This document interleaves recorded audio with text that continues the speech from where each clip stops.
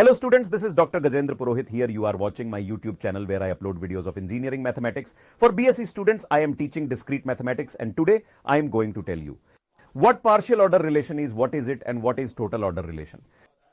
Plus here, we call it POSET, and TOSET means partial order set.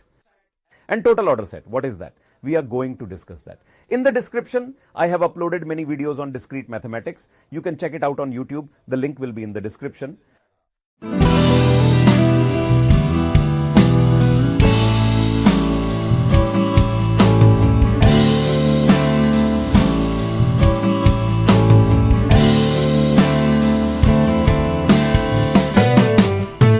First, we should know basics of relations. We discussed earlier about relations, and any relation is said to be an equivalence relation when it satisfies three conditions.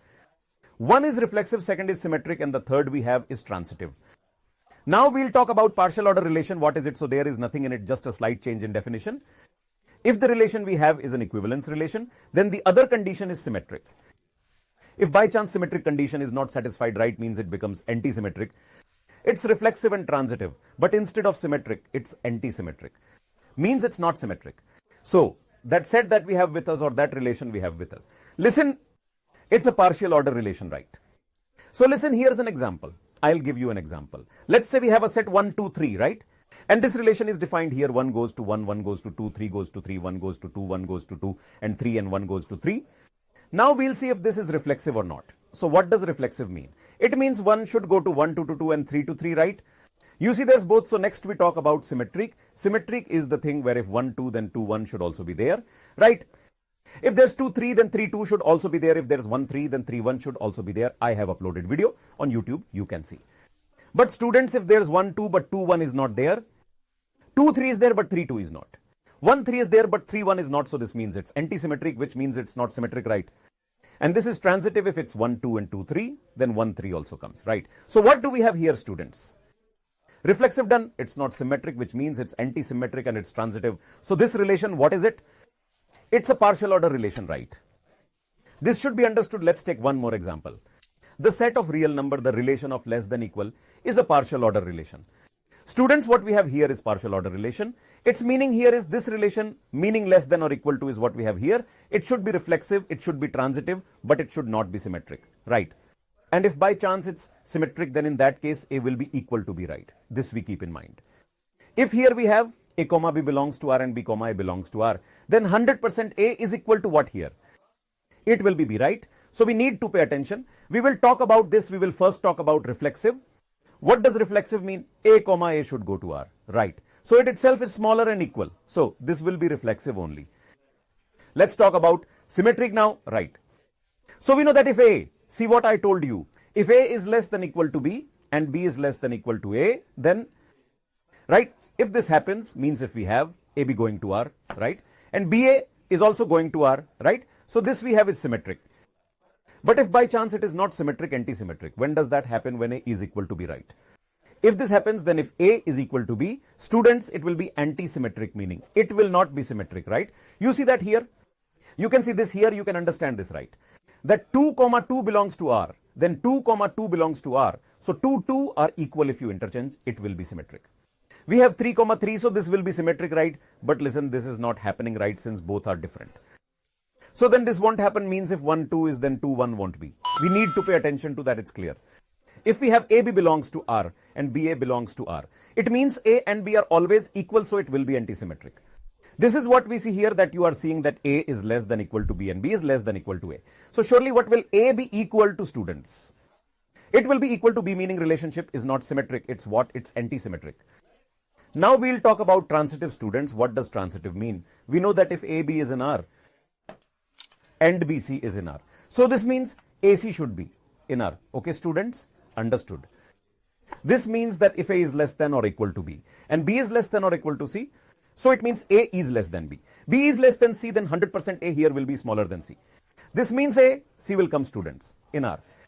So this very easily we can see here that this relation we have here is what? It's transitive. So you are seeing that the less than or equal to relation, which is in real numbers, is reflexive. It's anti-symmetric and it is transitive. This means that we have what is known as a partial order relation. Are you getting my point? Okay, moving on. Next we'll talk about partial order sets, or what we call POSET, right? So any set, if it satisfies these three conditions here, meaning that we have this reflexive property, antisymmetric property, and transitive property, then that set is. What do we call it? It's called a POSET, or we also call it a partial order set, right?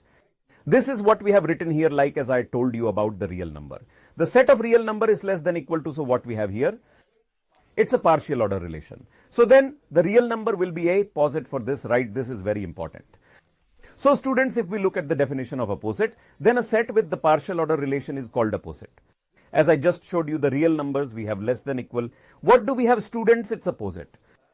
So what will we write this here? Just as we know, we will write this here, right? So this is the POSET we have, this is the real number, and this what we have is its operation, right? We know that a group, what is its definition? G is there, and if there is a plus operation with it, and if it satisfies all four properties, then it is a group. So here, if this is a real number on this set, if it satisfies the three conditions, it does the first condition we have here is reflexive, second is antisymmetric, third one is transitive. If this operation satisfies this real number, then this set, what is it called? It is called a POSET. Okay, students? And this is what you need to know. Here we will talk about total order relations. Total order relation means every element should be related to another element. I am trying to say that for total order relation, partial order relation is very important. We will discuss TOSET once POSET is done. Means power means if partial order relation is there, so we will discuss about total order relation, right? This is very important. So partial order relation are in a set A is called total order relation. If every element of A comma B belongs to A, such that either A is related to B or B is related to A, or then we should have A equal to B, right? Means in any way, we need to relate the element, right? If it will relate, what will it be? It will be a total order relation. We will try to understand it from an example here. Students, TOSET. What is a TOSET? A set which has a total order relation is called a TOSET. So whatever set we have will be performing operations on it, and all the elements are connected to each other.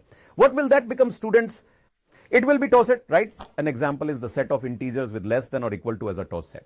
In this, what we have is, it's a TOSET, right? So students, an example I will explain to you. If we talk about the set of integers, then if I define the relation here, we know that in the set of integers, how it will be. We know that if I write here 1, 2, 3, 4, 5, it will keep going like this. It's coming 1, 2, 3, 4. It will keep going like this, right? Here it is less than type, so 1 is less than 1, less than equal to 1, 1 is less than equal to 2, 1 is less than equal to 3, 1 is less than equal to 4 with all of them. So we'll write it like this as 1, 1, then it will come as 1, 2, right? It will continue in this way, right? In the same way we will do it for 2, right? So we know 2 is less than equal to, so here to 1 will not come. So it will start from 2, it will come like this, right? Then we will talk about 3. So think it will start from 3. So we will write 3, 3, 3, 4. It will keep going like this. We have many relations now. We need to see that, you know, this relation, it is with us. I mean the way to write. It would be Zn less than equal to, right? What we have is a TOSET. So on this, we'll first talk about it from the point of view of reflexive. We know 1, 1 is coming, 2, 2 is coming, 3, 3 is coming, 4, 4. Will be there, 5, 5 will also come since every element is smaller than and equal to one another. Okay, so this is reflexive. We will discuss if this is antisymmetric or not. See, if 1 is going to 2, then 2, 1 is not in this, right? Because 2 is not smaller. Then 1, then this is antisymmetric, right? Here we will talk about transitive, okay? If I tell you that 1 is coming to 2 and 2 is going to 2, then we know 1 will go to 2, right? See, 1 is going to 2. 2 is going to 2, 3, so it will go to 1, 3, so we know it will go to 1, 3 also. Clear? So this is transitive for us, so this set, that will come. What will this be? It will be a POSET, right? Now, we have a total order relation. Total order relation means I'll take an example in front of you, right? For example, here if I tell you that 100, is 1 connected to 100, is it? You will say, why sir? 1 is less than equal to 100. But will you say that 100 is not less than equal to 1? Look, one of them must be true. So it should be 1, 100 or 100, 1. If either of these two comes, means every element is connected to another element in some way. Either A is connected to B or B is connected to A. If it happens, then what will we have? A TOSET. Getting my point? So we know that any element, it's either smaller than or equal to the other element, right? Okay. Let's say I tell you 5 and then I take 7. So 5 is smaller than 7. So you will say, sir, that takes 7 and 9, sir. So 7 is also smaller than 9. Now you will wonder that if we see 8 and 3, then you will say, sir, 8 is not smaller than 3. But brother, 3 is smaller than 8. 3 is smaller than 8, right? So in any way, we relate it, right? So if it is like that, then what will we have? We have TOSET. Means both should be related in some way, right? So this is very important. Clear? So in question 9 show that the set A 1, 2, 3, 4 under the divisibility relation is not a total order, means we do not have a total order relation with a divisibility rule, right? So let's do this. Don't worry. We'll write the set here, right? I will write it here because of this. This is a right. Here, this is 1, 2, 3, 4, 1, 2, 3, 4, right? Now, let's see who divides whom, okay? So here students, 1 divides 1, 1 divides 2, 1 divides 3, 1 divides 4. So what's the relation here? It would be 1, 1 here, right? This will come 1, 2. This will come 1, 3. This will come 1, 4. Then we'll talk students. 2 divides 2, 2 divides 3. No, sorry, 2 divides 4. So what will we get here students? 2, 2 will come and 2, 4. 2, 3 will not come because 2 doesn't divide 3. Now we'll talk about 3 will divide 3. So here 3 will come, right? Then we'll talk that 4 divides 4. Then here 4 also will come, right? Now we check is it reflexive or not. To be reflexive, it has to relate to itself. So you see that it is reflexive. 1 is going to 1, 2 is going to 2, 3 is going to 3, 4 is going to 4. So it is reflexive. So we see whether it is antisymmetric or not. So here it is antisymmetric, right? Because 1 goes to 2, so 2 does not go to 1. You see, right? So this is antisymmetric. 1 goes to 2, but 2 doesn't go to 1, means it is not symmetric, means it's antisymmetric. This condition is satisfied. Now we'll talk about transitive. So students, this is transitive. Also, if you look, it's 1, 2 and 2, 4. So 1, 4 also comes here, right? If we talk about 1, 3, 3, 4, so 1, 3 is there here. So ultimately, this is transitive. So we have this reflexive, it's antisymmetric and it's transitive. Now you might wonder the other conditions required for it to be TOSET. So in TOSET, every element should be connected with each one, right? Now look, in this, what is good about this is that 3 and 4 are not related, right? Or 4, 3, either of them will do, right? So 3 is not connected to 4 and 4 is not connected to 3. That means this will be, it won't be TOSET, right? You can also see that 2, 3. So this is also not there. You'll see 2, 3 and 3, 2. Either one of them would work, right? Like I'm saying that 1, 2. So it's 1, 2, right? We don't need 2, 1, 1 is connected from 2. It's like this. It's connected from here. From here, what's happening here is that it moved from 1 to 2. So brother, this is connected to it, getting my point. So this needs attention. What will happen here, student? It won't be TOSET, means it won't be a total order relation. So this is very important. So here the fourth relation which we just mentioned is that there no concept of comparability. Here if 3 goes to 4, either 3, 4 or 4, 3, one of the two should be here. Both are not there. So here students, what we have, it will not be comparable. So here what we have, it will not be a TOSET. We will discuss the next question now. This look here. So in question number 2, in the set of natural numbers 1, 2, 3, up to infinite show that the relation are defined as A is related to B. Implies A is equal to B power K, where A and B and K belongs to natural number is a partial order relation. So you are asked to prove that this is a partial order relation. We will first talk about reflexive, right? So what happens in reflexive? A comma A should be in R. So a comma A should be in R means here A is equal to A power K and here K is a natural number. So if I put 1 in place of K in natural number, then A equal to A comes. This means A comma A is going to R, which means what? Means it's reflexive. Right, students? We will discuss antisymmetric. So students, for antisymmetric, what do we have that if 1, 1, see what's the concept of antisymmetric? That if A comma B goes to R and B comma A goes to R, then for antisymmetry we need A to be equal to B if A becomes equal to B. So we have antisymmetric. If we look at it, we see it means that A is equal to B power K, right? And from here, what will happen? B will be equal to A to the power of K. So from here we can take this value of B and put it here, right? So we can take this as K1 and K2. It will be better, right? So students, here what we will do, A equals to B, I will put the value of B. Here A to the power K, 2 to the power K1 will be right. So we can write A is equal to, here it will be K1, K2, right? Now we know that the power here is coming 1. So what will happen to the power here, students? It will connect. It means K1, K2 is equal to 1 and K1, K2 both are natural. So which natural number will have product 1, right? So surely K1, K2 that we will have here will be 1. And if K1, K2 is 1, it means that A will be equal to B here. And here also if K2 is 1 for us, then from here also we have B equal to A. This means A is equal to B. So this relation is what we call an antisymmetric one, clear?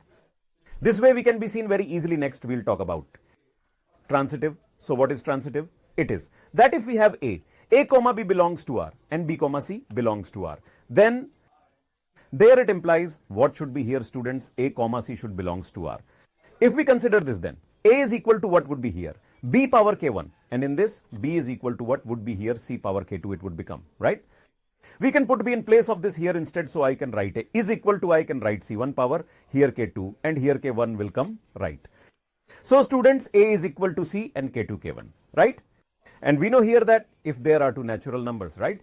K1 and K2 are two natural numbers.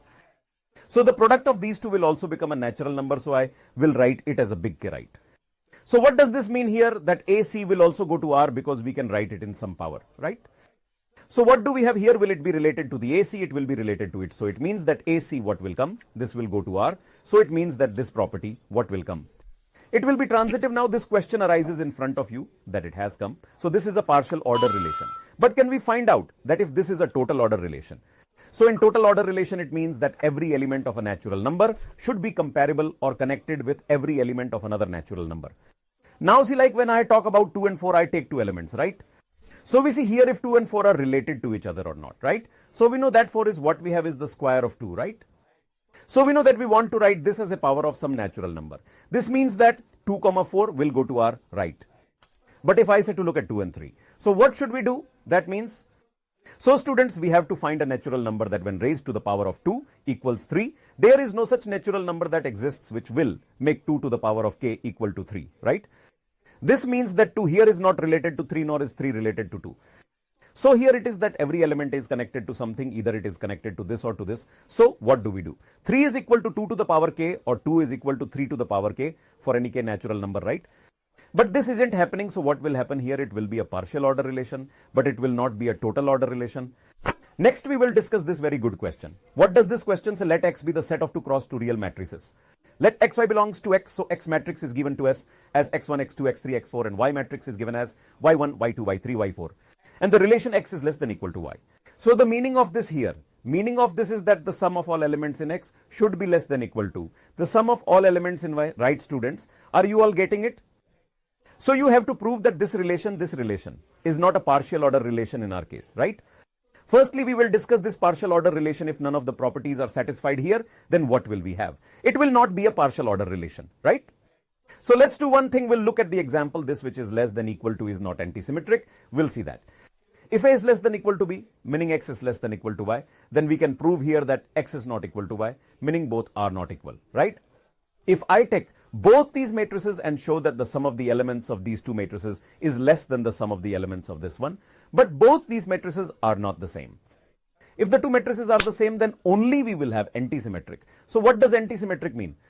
So students, if we have this here that A comma B, no, here value of X I will take. So this X comma Y belongs to R and Y comma X belongs to R. So this means that what will X be here? Y will be equal, right? That means this is it, clear. So we will show this here. So listen, what do we do first? X is less than equal to Y we take.